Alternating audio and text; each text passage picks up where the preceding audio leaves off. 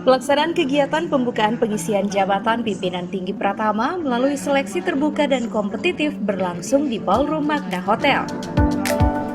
Reformasi birokrasi pada hakikatnya adalah perubahan besar dalam paradigma dan tata kelola pemerintahan untuk menciptakan birokrasi pemerintah yang profesional, adaptif, berintegritas, dan bersih dari perilaku KKN. Salah satu upaya mendukung pelaksanaan reformasi birokrasi di dalam pengisian jabatan pimpinan tinggi Pratama diimplementasikan melalui mekanisme seleksi terbuka dan kompetitif.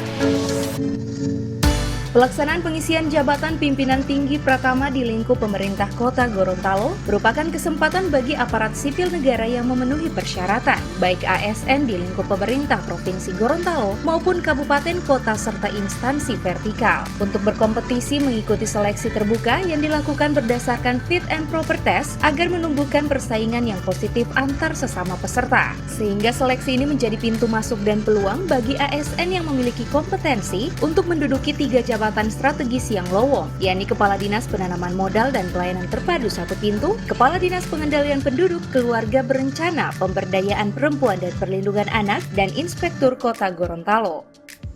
Orang-orang yang punya kompetensi dan kemampuan dan pengalaman untuk menyeleksi orang yang tak seleksi juga pekerjaan. Jadi sebelum seleksi ini dilaksanakan, saya harus menyeleksi juga orang yang akan duduk di pansel panitia seleksi. Tidak gampang juga.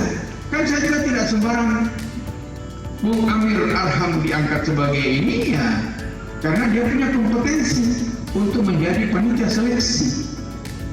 Kemampuannya, kompetensinya, pengalamannya, latar belakang pendidikannya. Kalau di lingkungan pemerintah kota, itu harus melihat kepangkatan.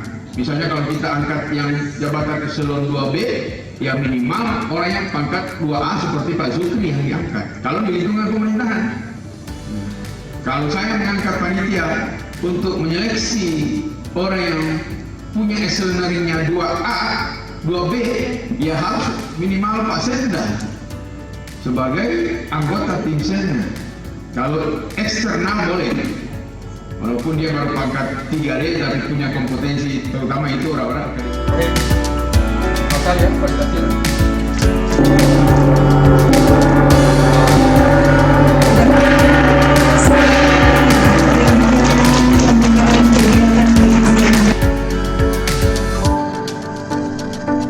Tim Liputan Advertorial Mimosa TV.